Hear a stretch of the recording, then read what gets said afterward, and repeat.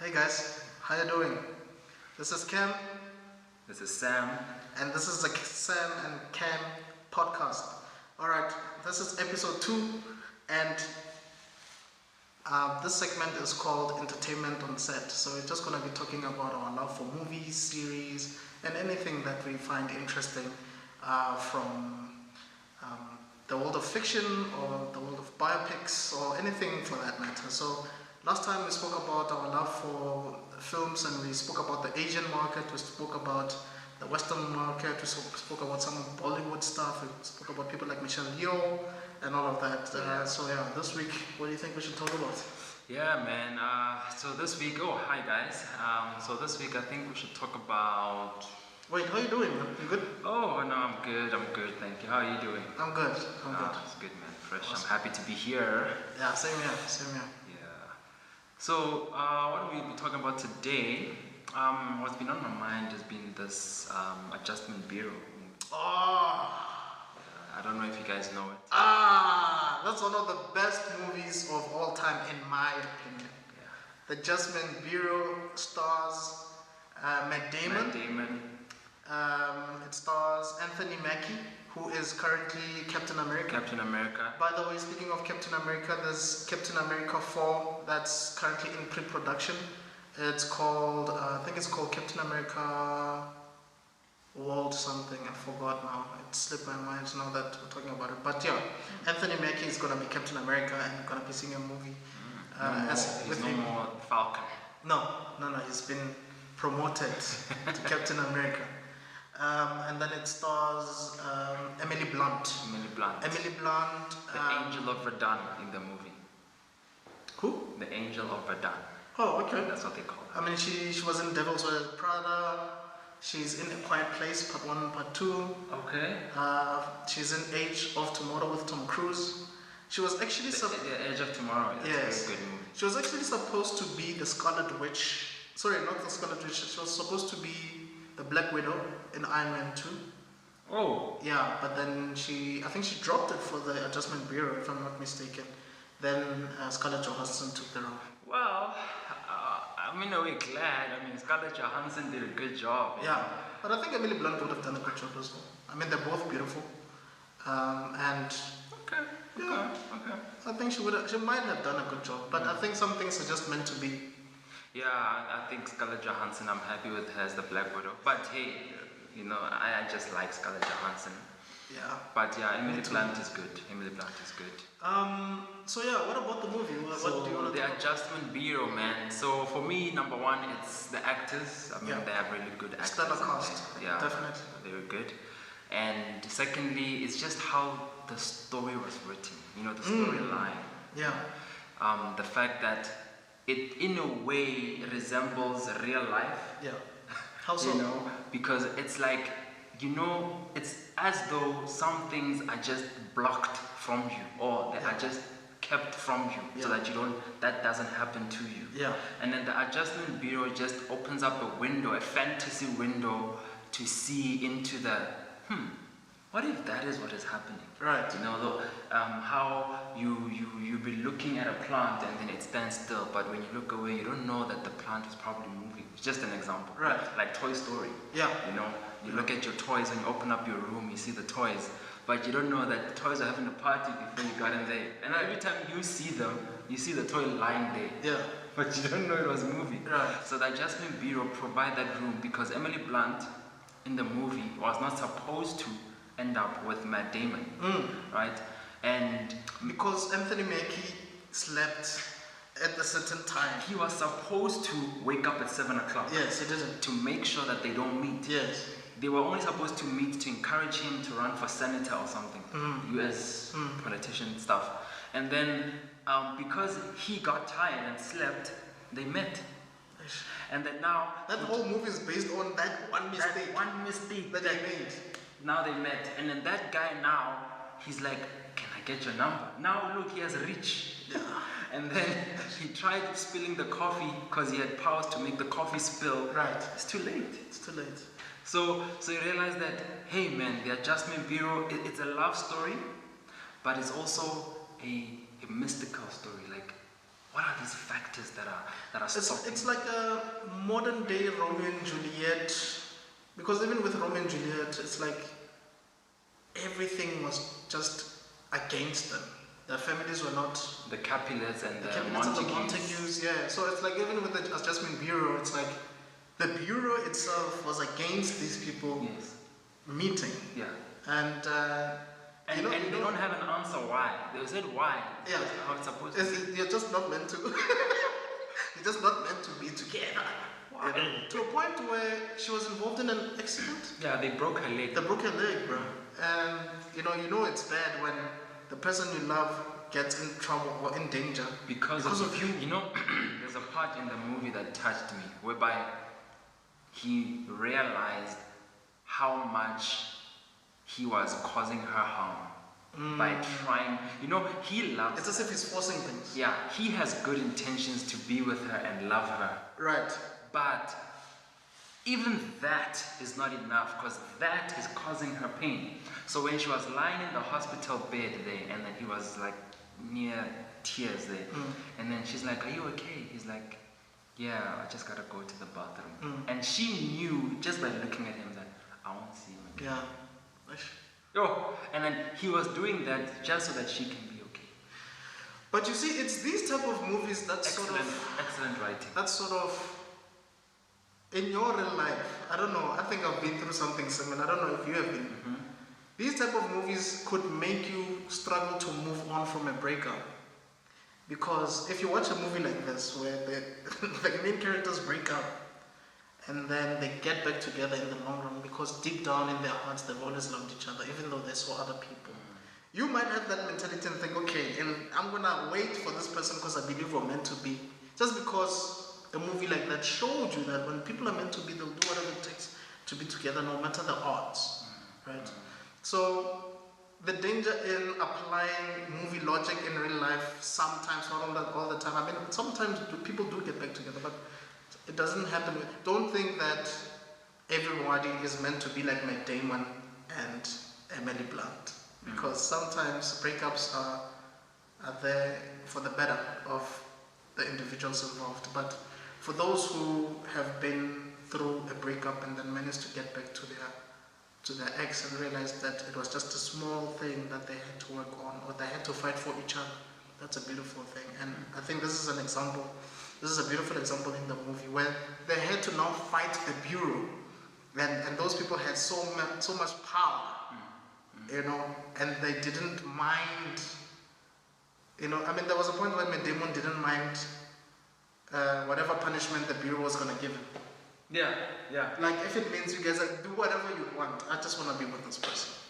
And that for me is You went real against love. all odds. Yeah. It even came to a point where one of the bureau gave him their hat and said. Also that they can get access to. Yes, I remember. Was it Anthony Mackie that did that? Yes. Wow. Yes. So that's a very great movie. Out of 10? Out of 10, I would give it a 9. I would give it a 9. Why 9, not 10? So not 10, because you don't just give 10. I think I took it from my maths teacher in school. I remember there was, the clever kids. Right. And then somebody asked, but why don't you just give 100? They're like, no, don't just give 100. Yeah. Number 2, I think because... Actually, no, that is it. I think that is it. I'll definitely give it a 10 out of 10. I think it's a well-written movie. I'm trying to look for other flaws I'm not finding. So that movie for me is flawless. I think it's a perfect movie. And you see, most of Matt Damon's movies are stellar movies. Like, I don't think he has a lot of bad movies. I can't even think of one bad movie that has been in. But Matt Damon movies are usually... Yeah, they're just some actors, man. That... Morgan Freeman as well. Morgan Freeman, Tom Cruise. Tom Hanks. Yeah. Brad Pitt. Not August. Run, Forrest Gump.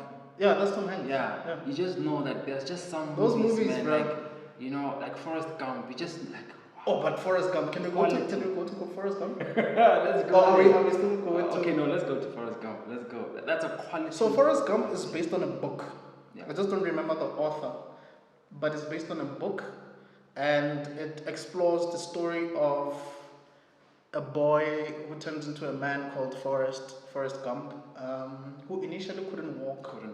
He had a problem with his legs. Yeah, he had some braces. Some leg braces, yes. But I think what makes the movie so great is that they use popular culture or great celebrities that we are familiar with, and some of the things that make them familiar.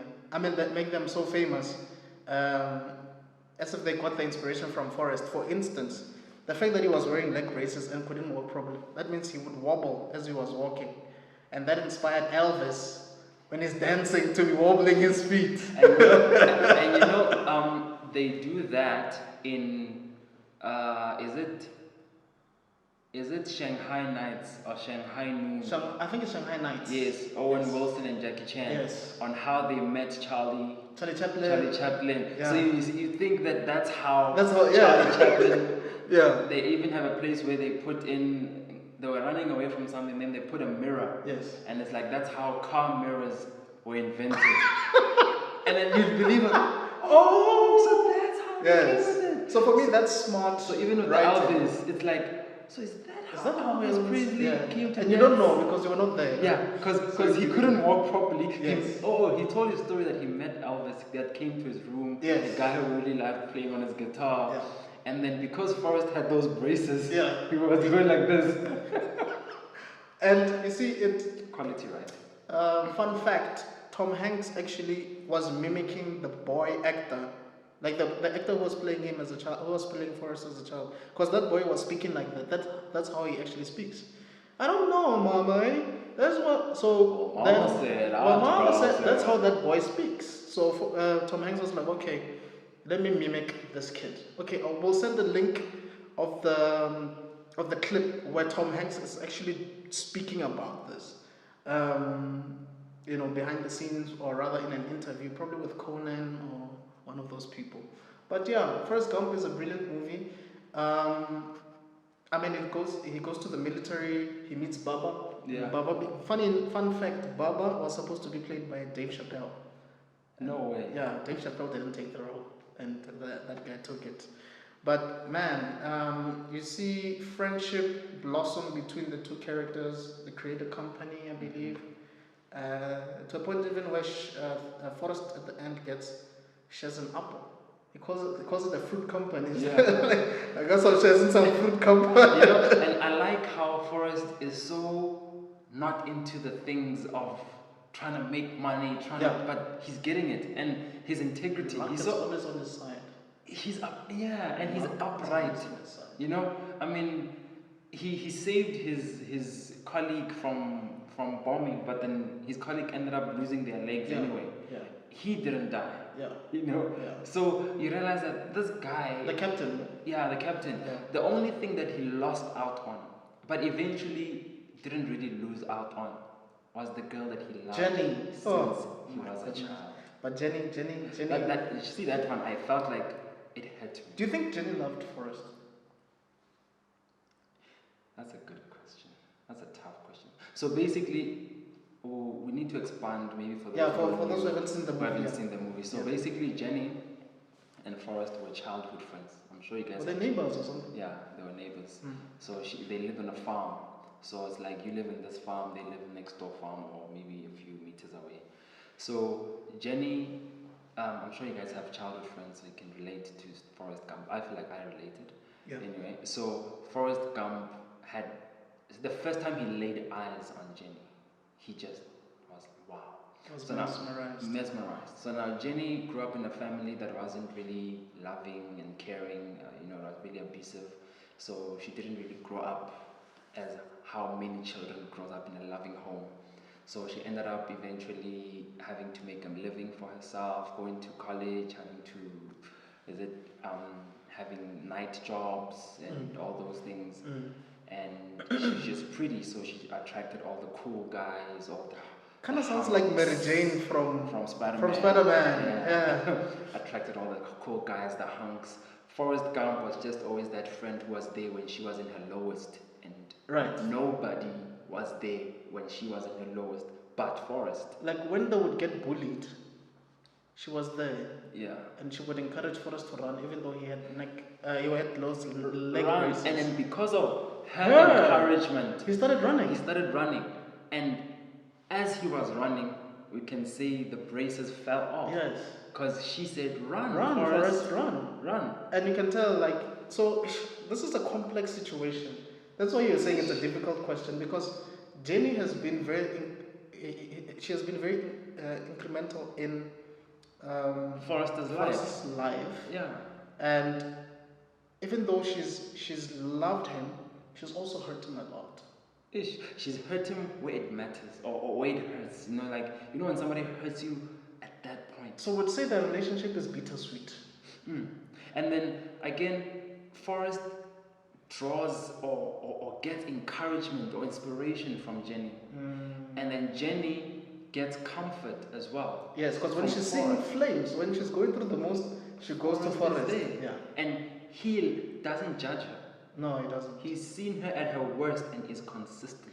But also, Forrest Gump is shown to be a bit slow, like a slow learner of sorts. Yeah, he's not your cool guy. He's not your... Not just the cool guy, but it seems like he has problems processing information quickly. It's and like... It seems like... It's like those geniuses who are not good in school, like your Einstein. Right. Because Forrest, I personally think Forrest is a genius. He's smart.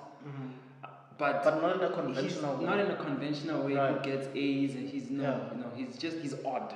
Yeah. Yeah, he's weird. He's a dull guy. But he doesn't understand everything. Yeah. So you could be talking about him and making a joke about him, and he won't be there. He won't get it. Yeah, he won't get it. So I think it's part and parcel of why maybe Jenny was behaving the way she was behaving to him, because she knew that Forrest will always forgive him because he doesn't understand everything or most things that, you know. So now here comes the part.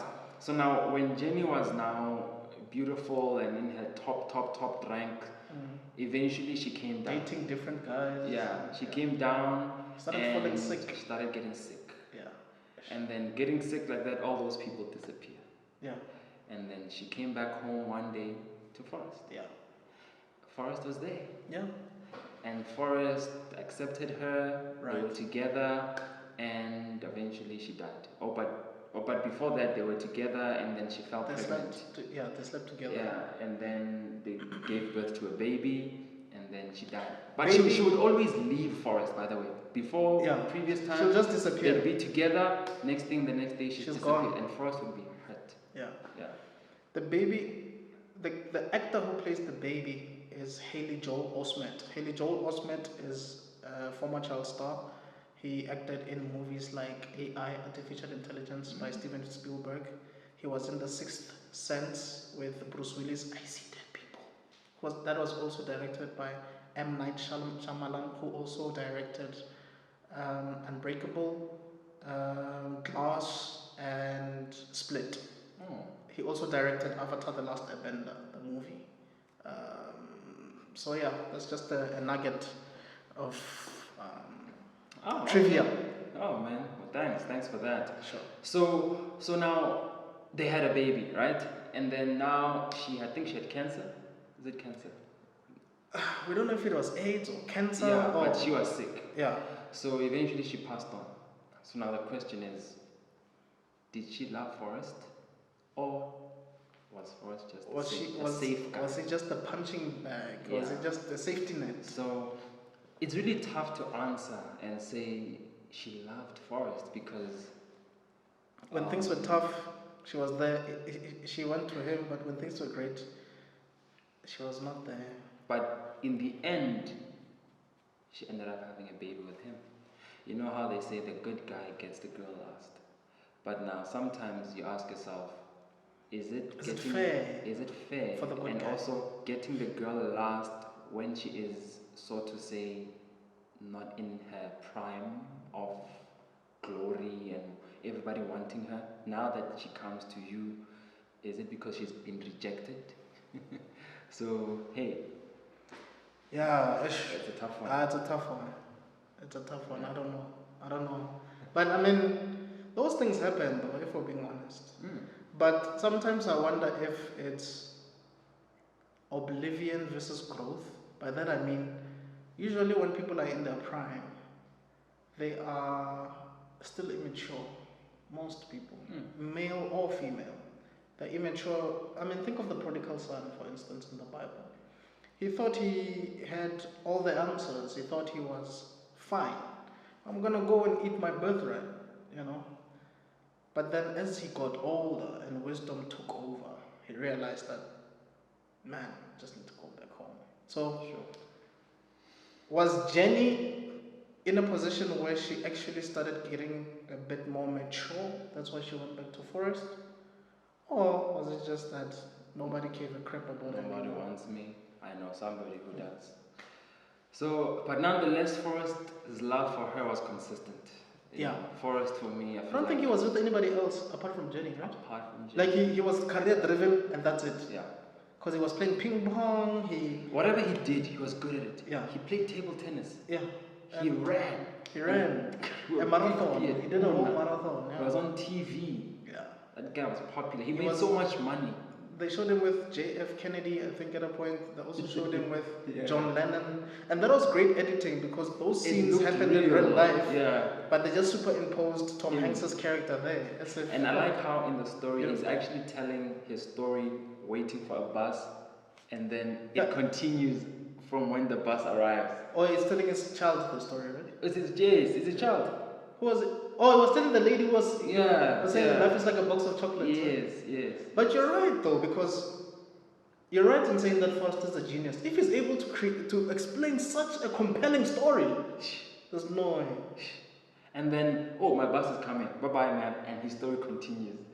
That was. It continues in the sense that after the bust, he went to go see his son. Yes. Or collect. After the bust, he was still young. I think he was heading. I don't remember properly, but he was heading somewhere. Wait, where did the story end? When he was explaining his story? The story ended up until his bus arrived. And then no, what I mean is, after taking the bus, what happened? Oh, after taking the bus, that's when now the movie continues in showing his life. Like now, I think he was going to join the army.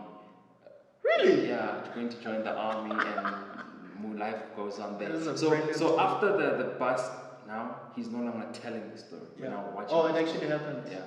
That's brilliant. Like the writing there is insane. Rating? Forrest Gump.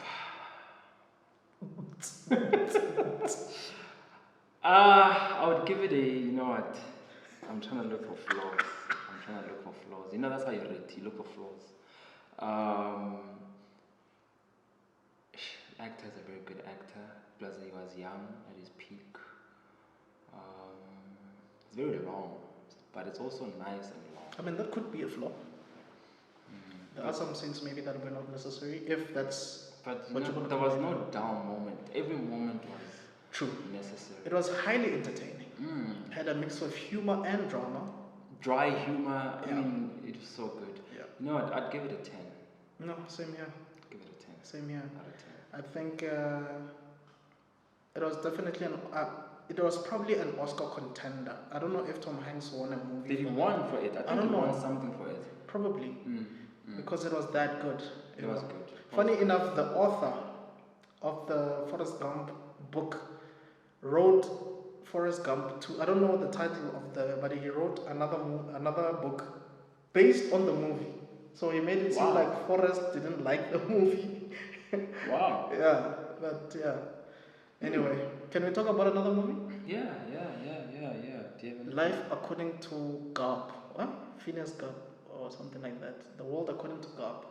It stars Robin Williams and who's that lady? I forgot the lady. Is it I forgot the name of the lady, but she played the first Cruella de Vil in the first 101 I know the lady. I know the movie. Life According to Garp. I think I showed it to you a few years ago. It's about Robin Williams. He passed away now. Yeah, rest in peace, Robin Williams. I'll give you a scene where the neighbor's dog kept on harassing him, and then one day he decided to bite the dog's ear. And there's a part where he took out his tongue because there were some ladies that also had taken out their tongues. I think it was like a feminist group. He fell in love with a woman. Is it where he was younger? Yeah, he was much a lot. younger. Yeah, I think it was his earlier work, earlier projects. And he was cheating on. You remember, like he had a wife and kids. It starts when he was a kid in the movie. Yes. He grows up. Yeah. Going to high school. Yes, I think he was playing wrestling or something. Wrestling. Yeah. Yes. Bro, there's a part where, man, this shows the reality of what happens. Like this is real. And then there's a part where he had an interest in some girl. That's where I'm going. Okay. Because he was married with kids. Then the babysitter, he used to drive her home at night, every night, because obviously she doesn't live there. And he started falling in love with this girl. Yo! And he had this thing of whenever he came back home, he would speed up, just before he gets to the garage. To the parking lot. Yeah, into the parking lot. And this time around, I think, what happened? The kids were at the back. And they encouraged him to speed up in the parking lot. And then he stopped. He stopped at the wrong time. And the kids died. I think one of the kids or both of the kids died. I remember that. Please watch that movie, The World According to Cobb or something like that. He was much younger. It's one of the best movies I have ever watched. I promise you, you will not regret it. That is a 10 out of 10 movie. And there, Robin Williams is not trying to be funny. He was serious in that movie. I think it was sometime he was bald somewhere there. Oh yeah, because he even remember there's a part where he got shot at the end. They shot him, yes. Please watch that movie. It's just that we cannot remember maybe we should watch it again. Yeah, maybe we should watch it again so I can probably. Yeah. That's a good movie. Yeah. That's a good movie. Any other movie that you?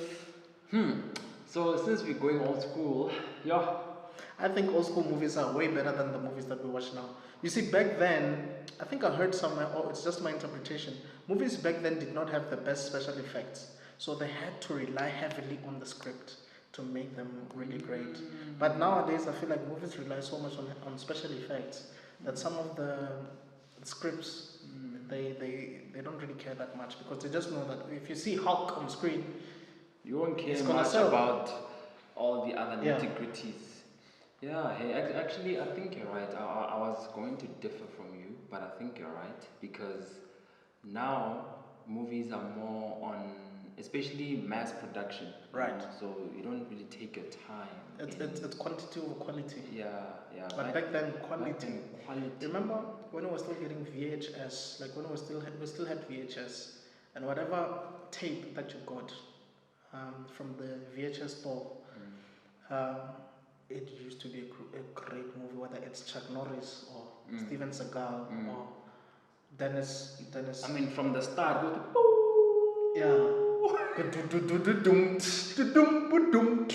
then it shows that new presents, Glow Star presents or something. Oh, how does it start? Doom. What's that? Swing. That sounds familiar. What is that? Swing. The Chinese movies. Yeah, the Shaw Brothers, huh? Is it the Shaw Brothers? It was the. He passed away now. He was the guy who always worked with Jackie Chan and Bruce Lee. I forgot his name. And then there was also.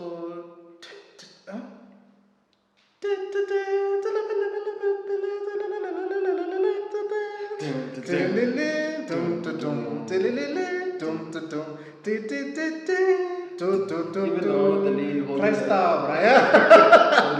Yeah, or the horse. Pegasus with the wings. Horse, and you know the movie, bruh. And you know the movie's gonna be good. That's true. And the music in those movies, bruh. You know the action here. And then you see this guy wearing a suit and he's a cop, he's a detective. Long suit, but a brown, long suit with a tie. Like I'm thinking now of the Demolition Man. Wow, man. The Demolition Man, yeah. Sylvester Stallone, Wesley Snipes, Sandra Bullock. That's a good movie. Very good. It actually shows the future. Apparently, it says it predicts some of the predictions in Demolition Man. Some of the predictions of the future, they came true or something along because there was a self-driving car there. Autopilot. And according to them, that was the year 2015. Oh, wow. Yeah. Yeah, but it makes sense. I mean, that was the 90s, so 2015 felt... It extremely far. But yeah, Demolition Man is a beautiful movie. You see, I'd pit Demolition Man against Universal Soldier. Ish, yeah, fun down. Yeah. I think those are good movies because it has two characters that are against each other the entire film, bro. And both of them are very, very strong. Yeah. Sylvester Stallone was very strong. Was that good cop. Yeah. Old school cop. But Snipes was Wesley also Snipes strong. was also that guy. Yeah. I was like, this face off. Yeah. It's intense. Yeah. So hey, let's see what movie now. Let's try modern movies. All right. There's some blah blah movies, maybe not action movies. You say blah blah meaning no action, talking. They're just talking. Yeah. Okay. Blah blah movies. Oh, but sorry, before we go now, I was thinking of A Few Good Men. Oh man, that's a blah blah movie, eh? Tom Cruise. But that's one of the best movies ever made, bro. So the director, I forgot the name of the director now. I'm probably gonna remember his name after we're done recording.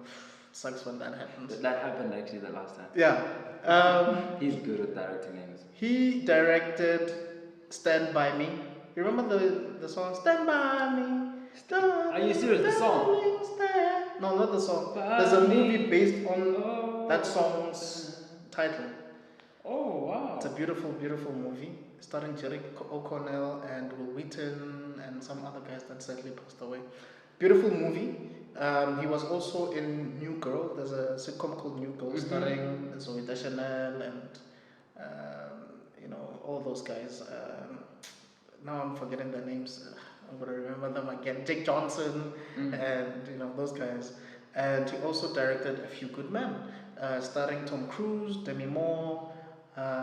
Cuba Gooding Jr. is also there. Jack Nicholson is there. Cuba Gooding Jr. Yeah, Jack Nicholson is there. Kiefer Sutherland is also there, and this guy Kevin Bacon is there because Kevin Bacon plays not the co-counsel, the opposing counsel to Tom Cruise's character. Oh man, that's a beautiful, beautiful movie. Because what happens is these guys watch over the border, right? Yes, I think it's watch over the border. Is it the Cuban border? It's the Cuban border. Is it Cuban? Cuba, yeah. So there's a soldier there that dies. Yeah, one of the privates. Yeah, one of the privates. He wakes up dead in his bed. Wakes up dead, yes. Yeah. So the whole movie is about trying to figure out why this person. How did he die? How did he die? They even saw that he didn't just die. Yes. He was killed. He was killed. Yeah. So they're trying to figure out who killed him and why. Yeah. So it's basically military law. Yes. Because they're getting lawyers from the military. Yes. Yeah. To investigate the matter.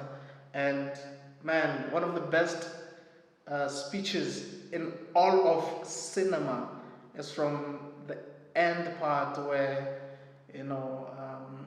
Tom Cruise is asking Jack Nicholson's characters. He says, Jack Nicholson's like, "You want to know the truth?" He says, "Yes." It's like, "You want to know the truth?" He says, "I'm entitled." And he says, "You can't handle the truth." Son, these walls. One thing I like about that basically that story. Saying, we look after you. Yes. Who are doing nothing. And you thank me. Like, you want me on that wall. You need me on that wall. Oh. Okay, we're gonna definitely send a link of that scene on this. Please check the link below. Yes, that's a good. It also shows you the realities of what we don't want to what hear. we deem evil. Yeah. Like when you realize The that necessary a evil. villain is not necessarily a villain in his own eyes and in the eyes of other people as well. Yeah. You realize that you need him on the wall. If you need protection, you need him on the wall. And he has to make those decisions. Yeah, he has to keep people away from you, keep intruders away. So he does what he has to do. He has to make sacrifices. Yeah, and now you come and sit him down in a court of law with people who eat cheese and this. And he's at the wall. He faces danger every single day. You come and query him. And then you're gonna come and put him on a stand? A Few Good Men. Very good. Brilliant. Brilliant. I'm also now thinking of it even has a famous song. Dun, dun, dun, dun, dun. Take my life away. Oh really? Is it from? I'm thinking of another movie, which is Top Gun. I don't remember the first Top Gun that well, to be honest. Maverick. I haven't watched Maverick. How is it? Did you watch it? The new one. Yeah. Yo. Is it good? It's a great ending to the Top Gun franchise. Is it an ending? Are they not gonna? Because he's grown and he was teaching younger soldiers. Oh yes, so yes, you yes. can tell that he's grown. Look, fantastic movie. I do know that it stars obviously Tom Cruise. It has Jay Ellis in there. It has Jennifer Connelly. He also played Batman. This guy. Val Kilmer. Val Kilmer is there. Because he plays. Is it Blue? What's his character's name again? His character there, isn't it?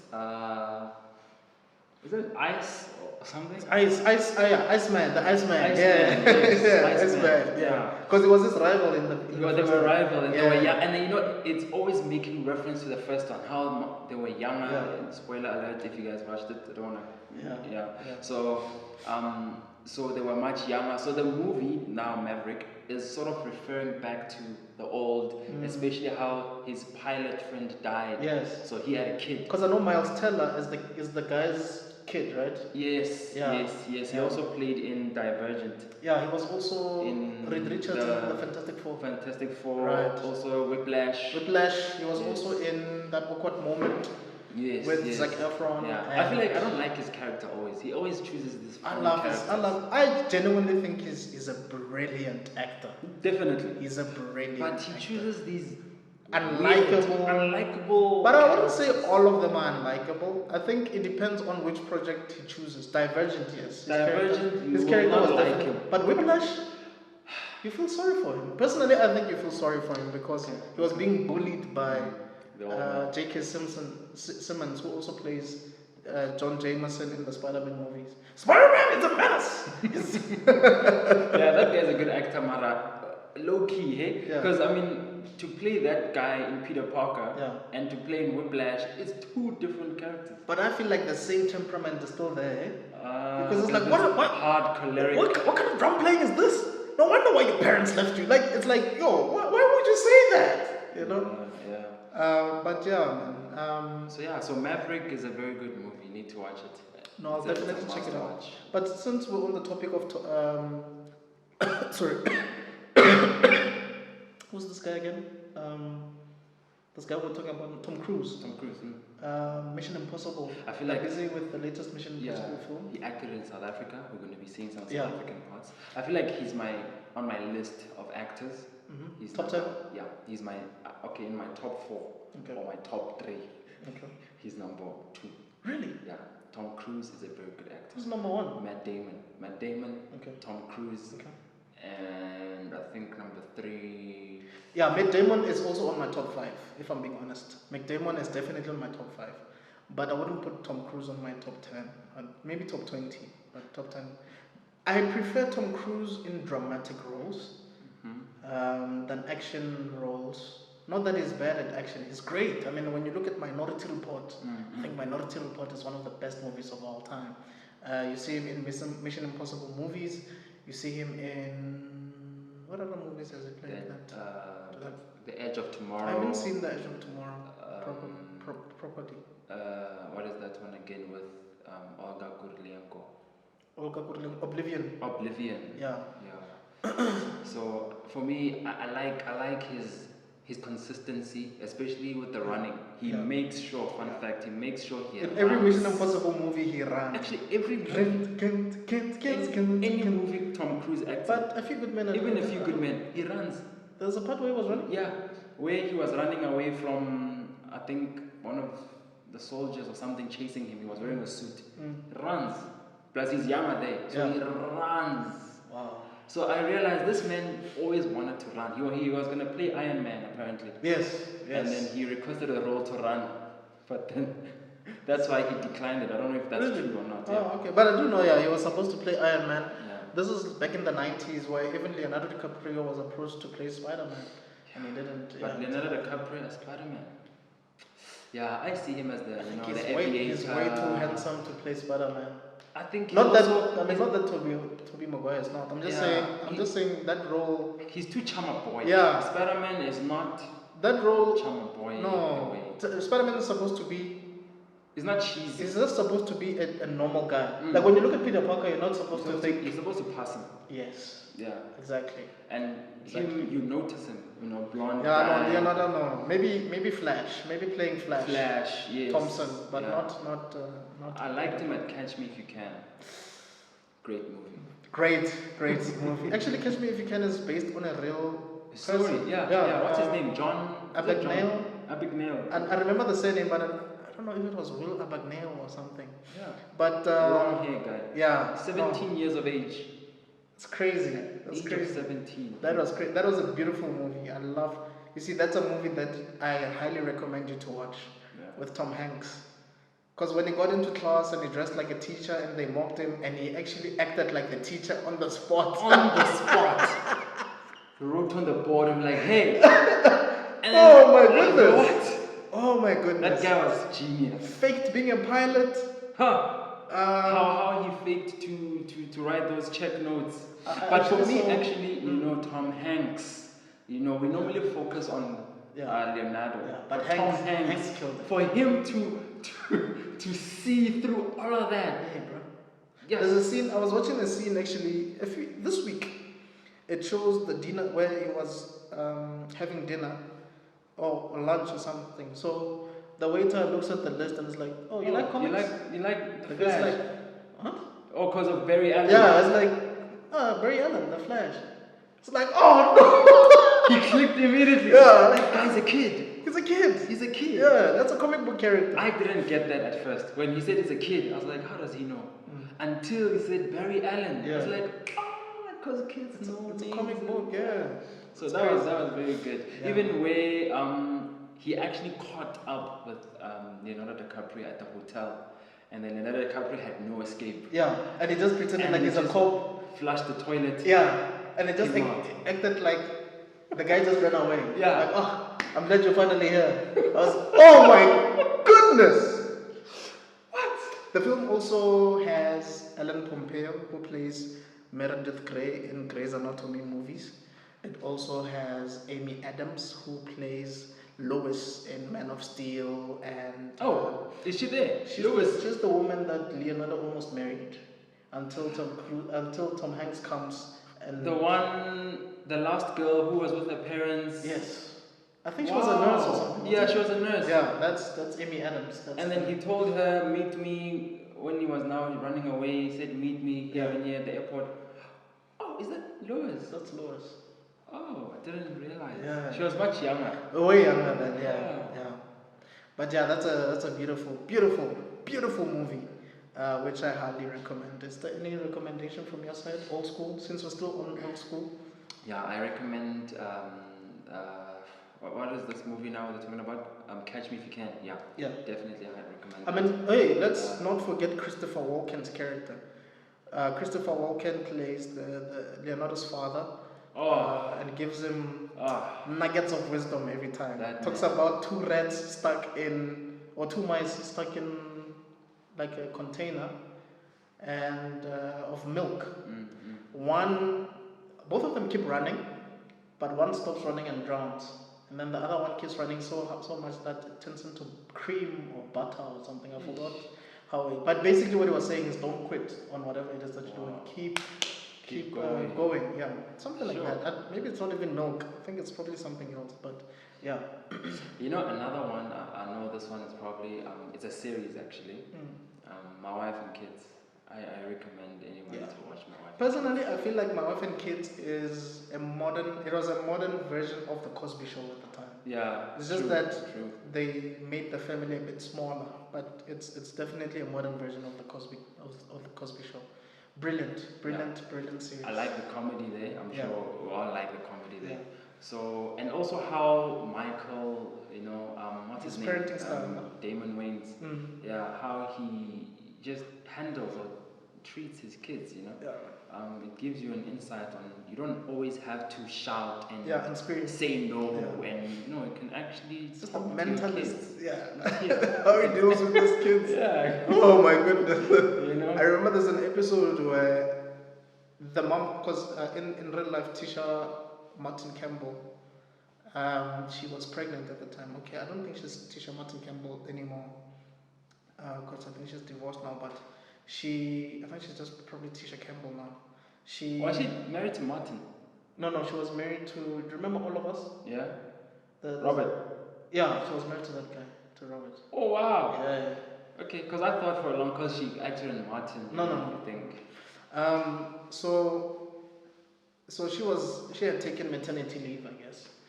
So there's an episode where those kids were just tired of eating Michael's food. They just wanted to have pies. So it's like, okay. So we bought them pies each and every day to a point where they couldn't eat pies anymore because they've been eating pies. It's like, no, you said you want pies. So eat the pies. So, that type of parenting, it makes you realize that I think it teaches you lessons that you will learn to learn yourself. So that next time when he says, let me cook something, you're like, as much as I want pie, let me just have a decent meal. Because eating pies every night is not healthy. So that is brilliant parenting. Look, as for that family, that is good. And it's produced by Will and Jada. Really? Yeah, I think it's Smith. I didn't know that. I know that All of Us though, because All of Us is basically. Oh no, I'm confusing it. Yeah, it's All of Us. No, even My Wife and Kids. Really? Yeah. Are you sure? I stand to be corrected. Because I know at the end of My Wife and Kids, the end credits, it shows all the four, not all of them, but the four brothers. It shows Keenan, it shows Marlon, it shows Damon. Sean, and then it shows Damon. Oh no, I think so it's, maybe it's a All of way Us, because I do see Will Smith. Jada, All of Us. So All of Us is basically Jada Pinkett's experience of having a son, like a stepson, and having the stepson's mother in their family. Because if you think about it, Lisa Ray is now Will Smith's the ex-wife. First wife. And they have a child with Will Smith. Will Smith. And if you look at the guy, it sort of kind of looks like Will Smith in a way. Right? Yes. Instead of the way he dresses, his character, even his demeanor, everything. Oh wow. So it's based on that. Oh wow. Yeah, it's based on that. And the other girl in the first few seasons, that's Jada's character basically. The new fiance. The girlfriend. Yeah. Interesting. Yeah. All of Us, eh? All of Us, man. So yeah, guys, do you guys have any other movies, like old movies, that you think it's a must? It's a must watch. Like you have to. You have to watch that this. Movie. Maybe you and I should do like a top 100 movies you should watch before you die. Yeah, type of thing. Like there are just some movies you have to. Like Forrest Gump. Forrest Gump. Have to watch. Adjustment Bureau. A Few Good Men. World According to God. Edge of Tomorrow, Oblivion. What else did we say? Catch Me If You Can. Catch Me If You Can. On Catch Me If You Can, the one of Frank Duke. Was it Frank Duke? It was played by Denzel Washington. It's a true story as well. Frank Lucas. American Gangster. American Gangster. Yeah. That's also one movie that's similar to Catch Me. It's a good one. Yeah, it's a good one. But on the must watch, I think also Denzel, he has good movies. I'm thinking now. Man on Fire. For me, the best movie, in my opinion, that Denzel Washington has ever done, in my opinion, right? It's John Q. John Q. Yeah. Which one is it? The one of slavery? No, it's the one where his son had a heart that was, I think, too big or something like that. I don't know that one. So, okay, let me just say that his son had a heart problem, and needed to go for surgery for a heart transplant. So he had to go to a bank, I think, to hold the bank the people inside hostage, so that he can get the attention of someone, if I'm not mistaken, so that someone can operate on the child, like a doctor or something. The doctor's played by James Woods, who voiced Hades in the Hercules comic cartoon. Wow. Yeah. So you should watch John Q. It's one of the best movies ever, in my opinion, that Denzel has ever done. That one, Malcolm X. Malcolm X is a good one. Yeah, Malcolm X. It's long. Yeah, it's very long. Directed by Spike Lee. Sure. Great movie. Actually. Oh, Spike Lee. John David Washington. Denzel Washington's son. Yeah. He makes a cameo in that movie. I think he's the first kid to say, "I am Malcolm X." Remember at the end, we see Mandela at the end of the movie. He's making a speech, and then all these kids were supposed to say, "I'm Malcolm X. I'm Malcolm X." The first kid that says it, it's Denzel Washington. Yeah. There's this movie Denzel Washington acts in. I saw it a long time ago. It's about basically in the slavery times in America, and there's this black man who was accused of raping a white woman, and Denzel acts as the lawyer of that man. And in the movie, basically, the guy ends up being sentenced to death, but it just shows you the emotional roller coaster ride, you know, of defending somebody like that. The man looks tough, right? The man looks tough and he's big and looks like someone who did something wrong. Yeah, he looks guilty, if I can put it like that. He actually won an Oscar, if I'm not mistaken, for that role, that man. He passed away. He played the Kingpin in The Daredevil with Ben Affleck. Is that the... Yes, he passed away in 2012. Is it the tough guy? That tough guy, yeah. He also played in The Mummy with The Rock. Really? Yeah. No, Scorpion King with The Rock. Yeah. He played as the... Daredevil. He played as the Kingpin, that guy. Yes. Oh, yeah. He looked guilty in the movie, so... He looked guilty! Yeah. But he wasn't, right? He wasn't guilty. So the woman... I remember, that there's a line that touched me in the movie.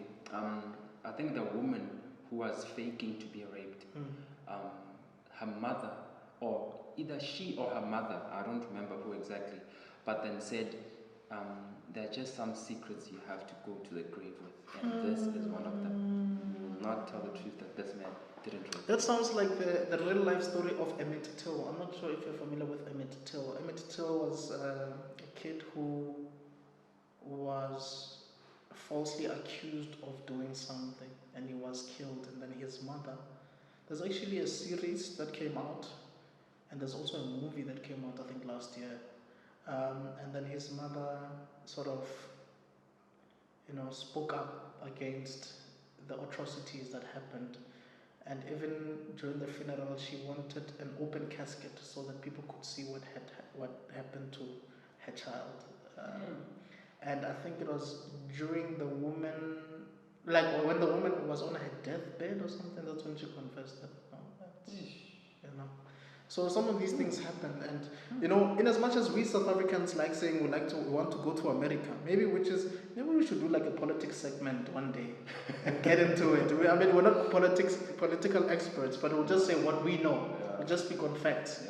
That we like saying we want to go to America, but when you realize how black people are treated in America, it's not as nice as you think.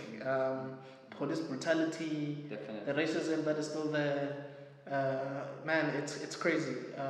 You could die at any moment there. In certain states where the cops, look at George Floyd. You look at recently, recently, the guy was sleeping in his car, and then cops pulled him up. And then he was drunk actually, so he parked the car because he was drunk, and then he ended up dead. You see, so those are the type of movies that show you the reality of racism still being a thing back then and to this day. We're not saying that every woman will falsely accuse you. No, we're just saying that sometimes when you look guilty, you could end up dead or in jail just because you look the part. You fit a certain description. And that's the sad reality of our world. Sometimes it can even be the other way around. You could be accused of being a racist, even though you're not. But you fit the description of a racist. Yeah, and you're not. You're not. So it's true. Sorry, we didn't mean to make it this deep, but that's the whole point of movies, right? Movies are supposed to teach you certain moral lessons. So that's it, guys. That's all for this episode of what do we call it again? The entertainment on set. Yeah. So from me, Cam, and me, Sam. This is the Sam and Cam podcast, and we'll definitely see you on the next one. Cheers.